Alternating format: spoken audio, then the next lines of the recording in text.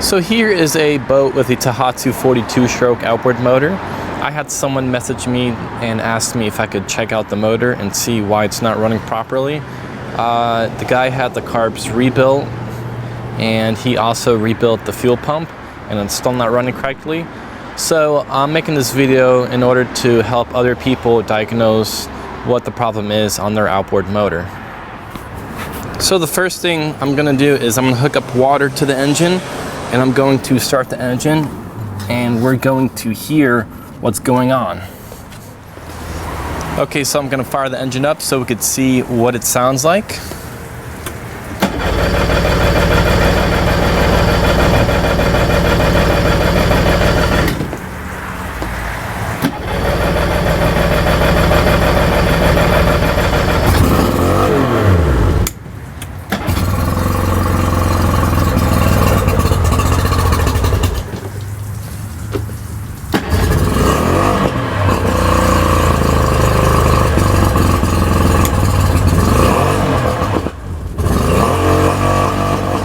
So I'm choking it right now because it won't run.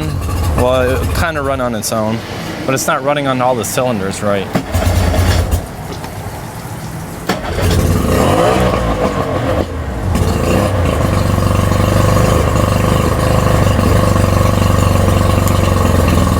Alright, so our next step is we're going to figure out which cylinder is not firing, and you're going to need some type of pliers, and you might want to use a rag at the end if you don't have, rubber protection. She might get zapped. Basically, we're going to let the engine run, and we're going to take the boots off one at a time on each cylinder. And if you hear a difference, that means that the cylinder is working.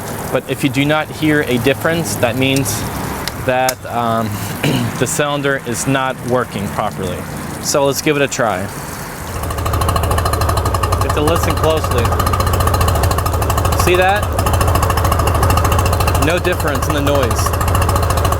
That means the top cylinder isn't working. Let's try the middle one. Yep, the middle one is definitely working. And the top one is definitely not working. Let's try the bottom one.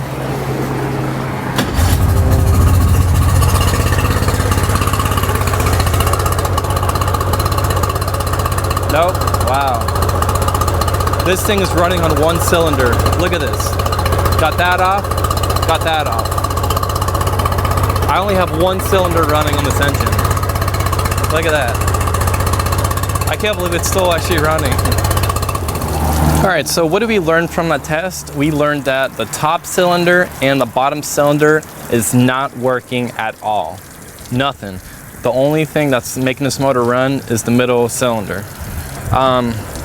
So the next step we want to do is we want to check for spark and good compression. There's different possibilities why maybe those cylinders aren't working properly, and it's a good idea to have a good compression gauge set in order to get an accurate reading. And we're also, like I said, we're going to check for spark, just make sure maybe the coils are bad or something like that. So we're going to move on to that step. Alright, so you can take your wrench and you want to remove your spark plugs. And when you remove your spark plugs, you want to inspect your spark plugs because there might be actually water getting into the cylinder, and that's could be a reason why it's not firing, because you have water in your cylinder. But this one's fine. You will see water in here. It'll be like little droplets of water on your spark plug. So the bottom spark plug checks out. We know the middle cylinder is working properly, but you also want to check it for any water droplets. Maybe, it could be a head gasket if you have water in your cylinder. And the top one, which we were having a problem with, let's check this one. So I have the spark plug out, and we could see that there is no water in the spark plug, which is good. So we ruled out water being in the cylinders, which wouldn't allow it to fire. So now we are going to use my compression gauge in order to get the readings on all three cylinders. Just make sure we don't have low compression. So here's my gauge. I'm using a Craftsman gauge. If you use cheaper gauges, they are not accurate, but all you're honestly looking for is how close the PSI is per cylinder. You want maximum 10 PSI, no more than that. The closer the numbers on the cylinders of each other, the better, the healthier your motor is. So we're gonna start with cylinder number 1, which we had a problem with. And you wanna keep cranking the engine over until the needle on the gauge stops.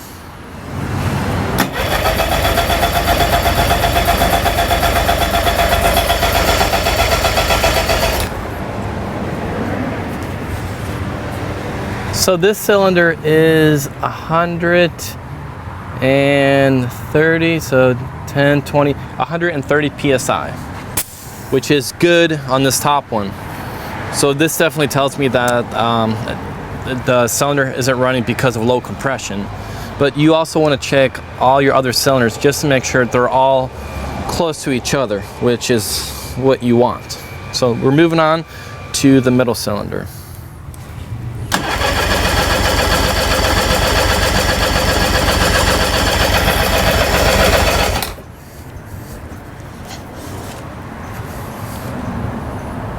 So our middle cylinder is at 120 PSI, and we are moving on to the last cylinder on this engine. This engine is a 3-cylinder 2-stroke.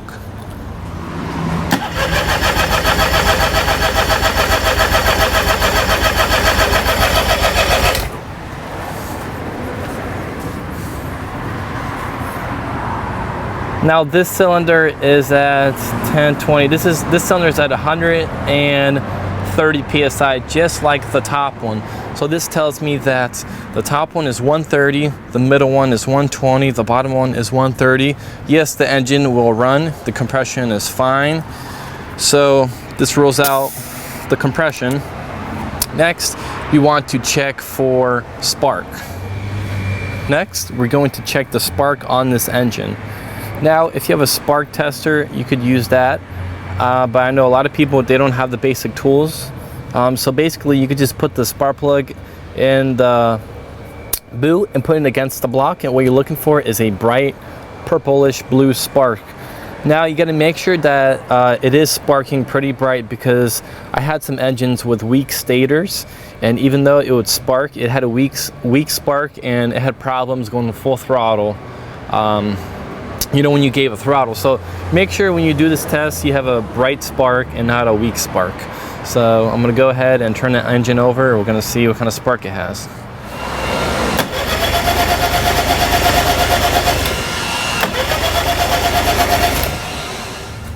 So on your boat, you wanna check if you have this gray type of hose, and it might look all pretty and all that, and you might work on it and you might be like, what the heck's going on, blah blah blah. It might, you know, you might have a fuel issue. I just want to show you this because these hoses have a lining in here, and if you use ethanol fuel, it eats it up. And on this boat it doesn't have it, but I'm going to cut this open and I want to show you what it does. This thing falls apart and it goes in your fuel system. This one isn't too bad, but see that those particle bits, this clear lining, this actually restricts your flow, and this small stuff, this whole clear piece will start to fall apart, and it'll go in your fuel filter and your carburetors. It'll keep clogging your jets, and you might be wondering why, you know, what's going on with your motor. You always want to change this with regular hose. Regular automotive fuel hose works great. And you want to throw this stuff in the garbage because it's not really great. So next step that you want to do is see if you have any water in your fuel, and we're gonna disconnect it right here and pour some fuel in this plastic container. You want to make sure that you shake your boat, for about a minute or so, just to mix up all that fuel in your tank, and we're gonna see what comes out. You want to get a good amount of fuel out of here.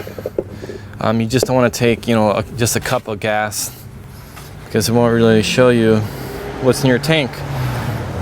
All right, so now use your primer bolt. Let's get some fuel going in here.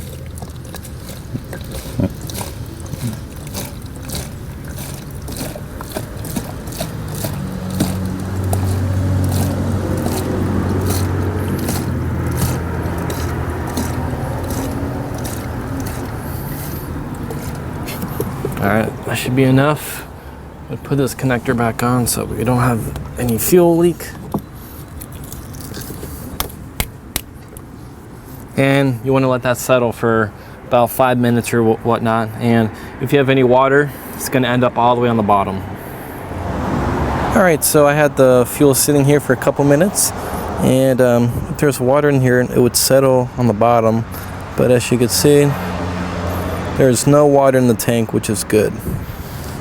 So what I'm going to do now is I'm going to remove the fuel filter, and I'm going to check for any dirt or anything that might be in the screen. It just twists off like that, and you'll have a O-ring. Make sure you don't lose that. And this fuel filter is missing the filter. So there should be a filter in here, and the filter is missing. So here's some of the stuff that I found in here. This stuff, this gets in your carburetors, it will clog up your jets immediately. Yeah, this thing does need a fuel filter. So after checking the spark and compression, I'm leaning towards the carburetors. A lot of times those jets get clogged because they're so small, and without running a fuel filter on this thing, I mean, I would imagine they'll get clogged pretty quickly. So I'm gonna take the carburetors off, check them, clean them, make sure they're all good, make sure the guy, whoever worked on it before, actually did what they're supposed to, make sure that the needle's seating properly, and check the fuel pump and put it together and do a few adjustments and start this thing up. So I have the carburetors off of the engine, and you want to make sure that you have these O-rings right here. Make sure they're not broken or anything. I did notice when I pulled it off, look at this, the clamps weren't even on right. I mean, look, it's that simple to put it on. They were just hanging like this. So basically, I'm just going to disconnect the fuel hose, the linkages, and pop the bowls off and see what's going on with these carburetors. So here are the carburetors. They weren't bad at all. I did find some dirt and stuff on the bottom carburetor in the bowl, and one of the jets were like halfway clogged. I'm just going to pop open this fuel pump, just make sure everything was put back together correctly, and I'm going to assemble the carburetors and put them back on the engine. So here's the fuel pump. It's very basic. You want to make sure that, you know, the gaskets are in good shape, they're not ripped or anything. Make sure there's no debris. Looks perfectly fine. And fuel pump, it seems to be good. Alright, so I just finished assembling all the carburetors, and now I'm going to install it into the engine.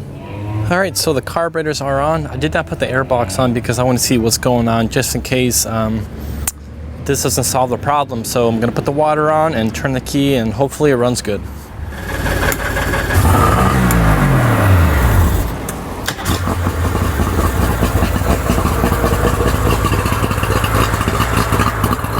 There we go.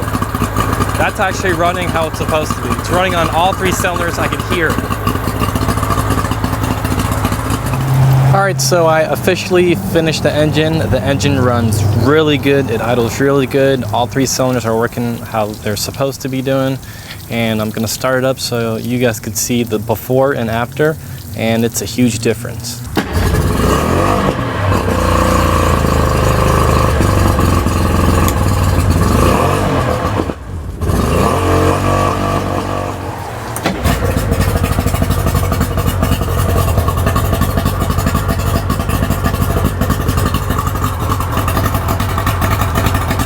So that's pretty much a wrap. The motor's ready to go. I threw some new gear fluid in the lower unit.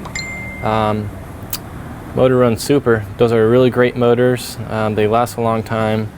As long as you take care of them, they'll take care of you. Hopefully you guys could use this video in order to help diagnose what's wrong with your outboard motor. And I appreciate you guys for watching. Have a good one.